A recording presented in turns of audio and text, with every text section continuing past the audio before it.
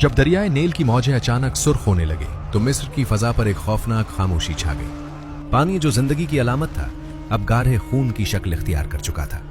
कुएं, नहरें, घरे, हर जगह एक ही मंजर था। लोग प्यास से निढाल थे, सांस लेना मुश्किल हो रहा था और ताफुन ने फिरौन के शाही महल तक को अपनी लपेट में ले लिया था।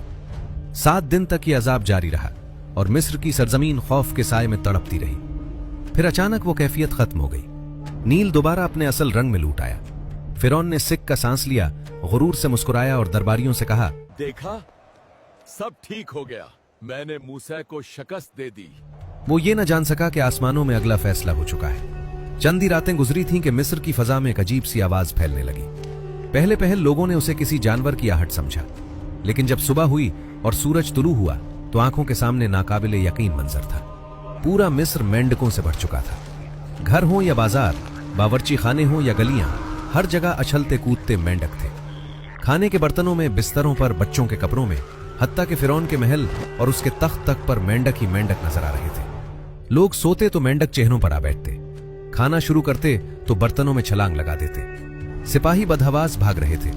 माएं अपने बच्चों को सीने से लगाए खौफ में कांप रही थी। ताफुन और दहशत ने पूरे मिस्र को जकड़ लिया था।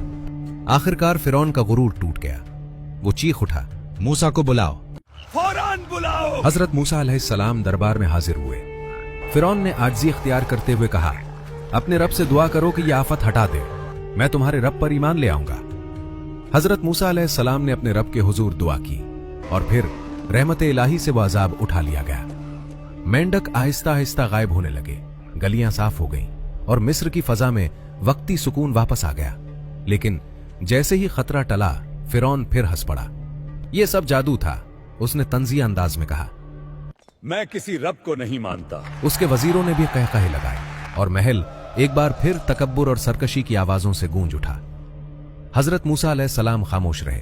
वो जानते थे कि अल्लाह का फैसला आ चुका है। आसमान से ऐलान हुआ, यह कौम ईमान नहीं लाएगी, उन पर निशानियां पै दर पै नाजिल होंगी, ताकि दुनिया जान ले कि रब सिर्फ मैं हूं और जुल्म कभी कामयाब नहीं होता। मिस्र की जमीन एक बार फिर खौफ, बदबू और अंधेरे की लपेट में आ चुकी थी और फिरौन अब भी अपने गुरूर में डूबा हुआ था। मगर आसमान पर एक और आफत तैयार हो रही थी, क्योंकि यह दास्तान अभी खत्म नहीं हुई थी। इसी कहानी का अगला हिस्सा कल की वीडियो में सुनाया जाएगा, इसलिए पेज को फॉलो कर लें। आपसे कल मुलाकात होगी।